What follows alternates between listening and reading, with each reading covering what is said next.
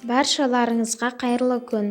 Бүгін мен сіздерге өте дәмді, өте керемет Наполеон тортының рецептімен бөлісемін. Видеоны толық қараңыздар. Оны жасау үшін ыдысымызға ұнымызды саламыз.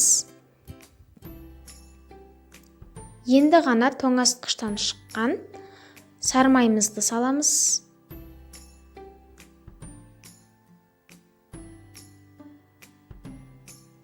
Сармаймызды салып болған соң, біздің сармаймыз бен ұнымызды жақсылап осылай қолмен араластырып, крошка дайындаймыз. Осындай бір келкі қылып араластырып, крошка дайындаймыз. Біздің крошкамыз дайын болды. Яғни крошка осындай болып шығады. Сармай мен ұн бір-біріне бірігеді. Біздің крошкамыздың дайын болған білу үшін осылай қолыңызбен қатты үстіп қыссаңыз, осындай бір-біріне бірігеді. Одан кейін оны үгітіп тастаймыз.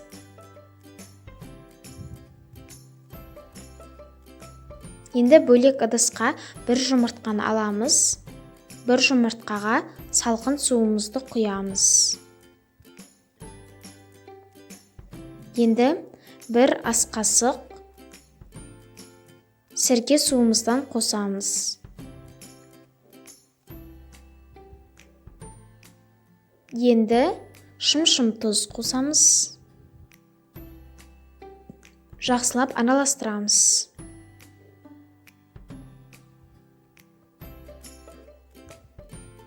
Енді бағанағы дайындаған крошкамызға осы біздің жұмыртқалы заливкамызды алып, біздің бағанағы крошкамызға барлығын құямыз.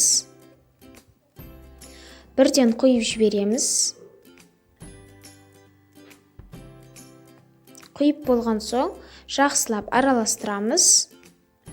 Яғни қолмен жақсылап араластырып, қамыр илейміз. Яғни осындай қолмен тез-тез араластырып, бір келкі қылып, қамыр илейтін боламыз. Біздің қамырымыз иленді. Иленген қамырды алып, осылай қолмен тағы да жақсылап қамырды үстіп илеп жібереміз. Иленген қамырды бір келкі етіп, оны қамырды ортасынан бөлеміз. Қамырды ортасынан бөлген соң, енді біз оны бірнеше бөліктерге бөлетін боламыз. Яғни менде 10 штук шықты, яғни 10 штук осындай біздің коржымыз дайын болады. Дайын болған қамырды 1 сағатқа мұздатқышқа, яғни мұздатқышқа 1 сағатқа саламыз. Бетін осындай пакетпен жауып қоямыз. Біздің қамырымыз 1 сағат мұздатқышта тұрды. Яғни морозильникте тұрды. Қамырымыздың біреуін алған кезде, қамырымызды осылай басқан кезде осындай болып, кішкене қатты болып тұру қажет. Енді біз осындай пергамент қағазын аламыз. Енді пергамент қағазын алып, оған біздің осындай 1 штук қамырымызды қойып, оқтаудың көмегімен жұқалап жаямыз.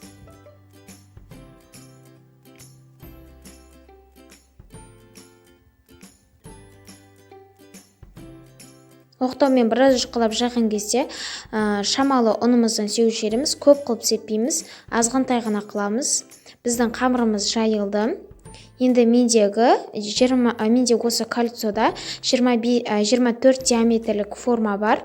Осы кольцоны қамырға үстіп істеп шығамыз, яғни жанын пышақпен кессеңіздер болады.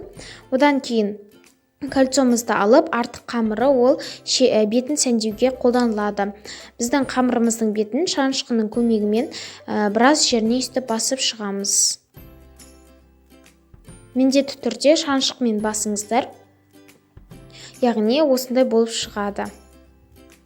Енді біздің қамырымызды табамызға қойып, 180 градуста қызып тұрған пеште 5-7 минут пісіреміз. Енді осы уақытта кремін дайындаймыз. 2 жұмыртқаға қантымызды саламыз. Жақсылап араластырамыз.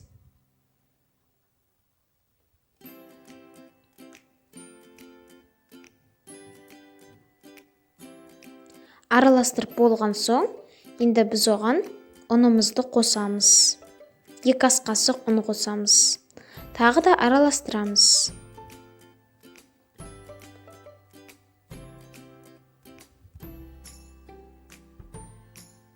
Енді газдың астын жақпай, бағанағы жұмыртқалы массамызды үстімізге қосамыз.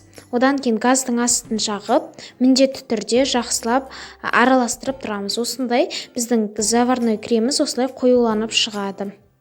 Кішкене қайнай бастағанда өшіретін боламыз. Консистенциясы осындай болып шығады. Негізінен сіздер бұл Наполеон тортына тек қана заварной кремді емес, басқа да кремдерді қолдансаңыздар болады. Сметанный кремді үйлесе береді. Осындай кальциумызға жинаймыз, біркелкі болып шығу үшін. Ең алдымен кальциумыздың арасына бірінші коржымызды салып, заварной кремнен аз қылмаңыздар, көп қылып жағыңыздар. Осындай болып шығады тортты толық жинаған кезде. Біздің тортымыз осындай болып жиналып шығады. Енді оның бетіне бағанағы шетіндегі қалған қамырларды пісіріп алып, осындай бетін сәндеуге қолданатын боламыз.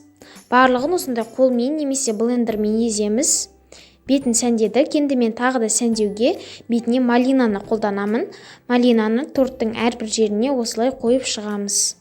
Тағы да мен сәндеуге осындай Қазақстан шоколадын қолданамын. Оны алып, бетіне үкіштен өткізіп, теуіп шығамыз.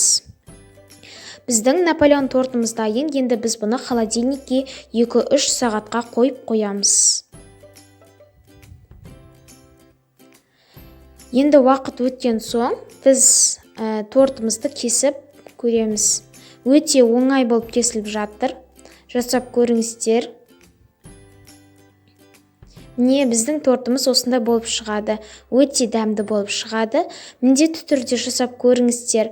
Видеоны толық қарасаңыздар, лайк басып, комментарий қалдыруды ұмытпаңыздар. Және де міндетті түрде каналға тіркеліп қойыңыздар.